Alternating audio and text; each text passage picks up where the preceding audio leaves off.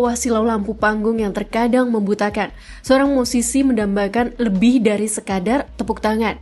Mereka merindukan sebuah kemerdekaan, kebebasan untuk mengekspresikan sukma di dalam ruang yang luhur, jauh dari bayang-bayang tekanan dan jemari pelecehan. Namun realitas seringkali menjadi sembilu. Kancah hiburan Indonesia masih kerap dinodai oleh nokta hitam pelecehan seksual dan penyalahgunaan relasi kuasa. Ruang aman yang diimpikan itu tak ubahnya fatamorgana di tengah padang gersang, tampak nyata dari kejauhan, namun lenyap saat hendak direngkuh. Serangan itu tidak hanya datang secara fisik di dunia nyata, tetapi juga merayap melalui teror virtual yang menghantui seniman di jagat maya. Adalah Fitria Anggraini, seorang perempuan pemetik nada yang dikenal dengan nama panggung Via Velo, yang menolak untuk menyerah pada kegelapan. Melalui gerakan Sisterhood Gigs, ia mencoba menjahit kembali robekan-robekan rasa aman yang terkoyak. Baginya ruang aman bukan sekadar terminologi, ia adalah sebuah situasi di mana kenyamanan dan rasa saling menghargai berdiri tegak tanpa interupsi tekanan. Definisi ruang aman menurut aku adalah situasi di mana kita nyaman, saling menghargai, tanpa pelecehan, dan tanpa tekanan. Jadi kita sebagai musisi perempuan bisa bebas berekspresi, berkarya dengan nyaman. Jadi dari sekian banyak panggung yang pernah aku tampil ya, ada satu pengalaman pada saat itu, sekitar kayaknya mungkin 3-4 tahun yang lalu lah ya. Aku pernah perform di sebuah venue, kondisinya adalah aku sudah selesai tampil. Gitu, sudah selesai tampil, aku mau nonton temanku perform abis itu. Nah, aku udah bilang ke manajerku, aku bilang, aku mau nonton dari sisi penonton, boleh nggak? Udah, aku abis fotoin video segala macam.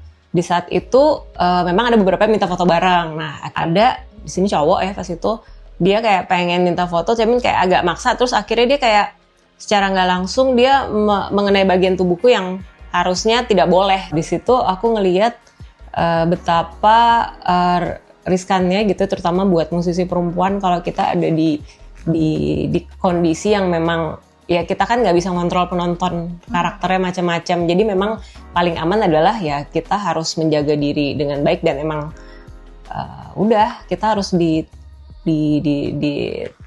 posisi yang udah di backstage aja udah kalau abis perform udah. Berangkat dari memori kelam tersebut, Fitria bersama perempuan musisi lainnya Tere merajut asa pada tahun 2014. Mereka menginisiasi Sisterhood Gigs, sebuah wadah untuk saling bersandar dan menjaga. Ini adalah sebuah melting pot, tempat di mana energi kreatif bertemu, berjejaring, dan merayakan kemerdekaan berekspresi tanpa rasa was-was. Karena ada kesamaan energi gitu, energi dalam arti kita sama-sama songwriter, kita juga konseptor, terus disitulah timbul, kita kan udah sering nih kita manggung sana manggung sini, baik masing-masing ataupun sepanggung gitu. Kayaknya seru nih kalau kita bikin sebuah movement, kita nyebutnya movement pas itu. Movement yang adalah juga komunitas untuk jadi melting potnya musisi perempuan, biar mereka bisa perform dengan aman gitu. Aman, nyaman. Oke, yuk coba kita rembukin. Hampir 3 tahun lah kita ngerembukin konsep. Akhirnya nemu nama Sisterhood Gigs aja, karena panggilan aku sama Kak Tere tuh sis gitu. Jadi sis gitu kan. Oke, turunin lagi apa nih?